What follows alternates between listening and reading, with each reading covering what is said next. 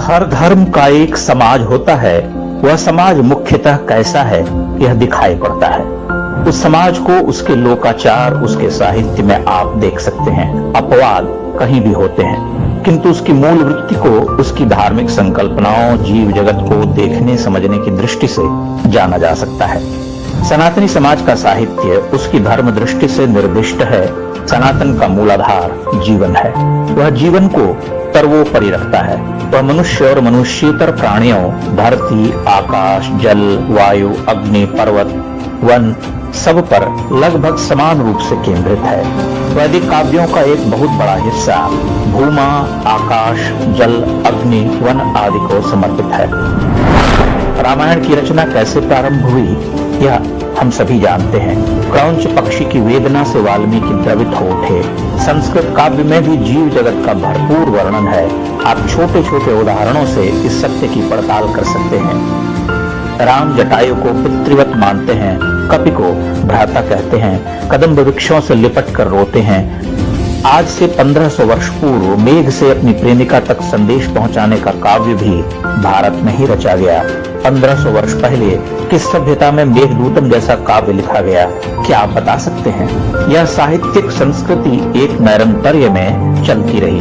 लोक भाषाओं में भी जीवन की अभ्यर्थना है, जीवन के गीत हैं। जहाँ भी जीवन के संकेत दिखाई देते हैं वहाँ काव्य रचे जाते हैं। इसीलिए वर्षा, बसंत और शरद आदि ऋतुओं पर भारत में सर्वाधिक कविताएं मिलती हैं। ग्रीष्म के ताप का वर्णन भी मिलता है और यह इस बात पर भी निर्भर करता है कि रचने वाले कवि का वितान कितना बड़ा है। तुलसी में जीवन की बहुधर्मा कविताएं हैं। रविंद्रनाथ और सूर्यकांत त्रिपाठी निराला में विपुलता है। चूंकि सनातन सदैव जीवन को सर्वोपरि मानता रहा है, इसीलिए उसके समाज और साहित्य में जीव जगत और उसके अविभाज्य अवयवों की अधिक कद्र है। मृत्यु के प्रति एक सहजता का भाव भी है, क्योंकि वह समाज अनावश्यक लड़ता भिड़ता नहीं था, क्योंकि उसमें दुराग्रही प्रवृत्तियां सबसे कम थीं और थोपता झुकाता मनवाता नहीं था। इसीलिए उसमें उदासी या नैराश्य कम है। दुख का चित्रण खूब है, पीड़ा धिक्कार भी है, किंतु अंततः आनंद है, जीवन है। पश्चिम या किसी अन्य भाषा के काव्य में, मसलन उर्दू, फारसी आदि में जीवन के इन अविभाज्य अवयवों के प्रति ऐसा उत्कट अनुराग नहीं दिखता। वहाँ प्रेम का संप्रेषण, अलगाव, धोखा, विलाप और अंधकार अधिक है। पश्चिम के रोमांटिक कवियों ने ऋतुओं के गान गाए हैं, लेकिन उस तरह से नहीं जिस तरह से भारतीय काव्य में गाए गए हैं। पश्चिमी रोमांटिक काव्य में शिशिर की क्लांत सिहरन है, बसंत का वैभव भी है, किंतु मेघदूत नहीं है।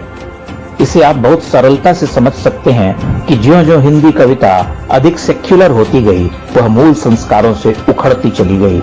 हिंदी के अधिकांश बड़े कवि सेक्युलर नहीं थे, उनमें आधुनिकता बोध या मॉडर्निज्म के साथ सनातनी संस्कार भी थे। जब निरंतर कई दिनों तक बरसात होती है तो मन ऊब जाता है। आकाश उदासी को समेटे लटका दिखाई देता है, विषाद हावी हो जाता है। आंखें नीलाकाश खोजने लगती हैं। धूप का एक झिलमिलाता टुकड़ा कहीं किसी वृक्ष की फुनगी को दीप्त करता हुआ दिखाई दे जाए तो मन हर्षित हो जाता है। मन तुलसी को ध्यान धरता है। वर्षा विगत शरद ऋतु आई। इसके बाद अब गालिब को पढ़िए। गमे हस्ती का सब किससे हो जो मर गए आज, तम्मा हर रंग में जलती है सहर होने तक। कितना खूबसूरत और अर्थगर्भ है। गालिब में ऐसी उदासी बिखरी पड़ी है, उनकी वेदना विकट है, उनके व्यंग्य और विट लाजवाब हैं, पर वह अपने घनीभूत खोखल में ही रहते हैं।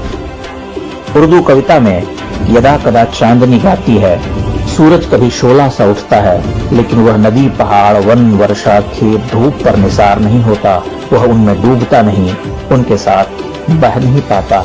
वह किसी हिंदी कवि की तरह यह नहीं कहता, मौन एकाकी तरंगे देखता हूँ यह अनिर्वचनीयता।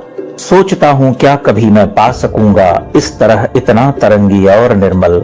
आदमी का रूप सुंदर, धूप में जग रूप सुंदर।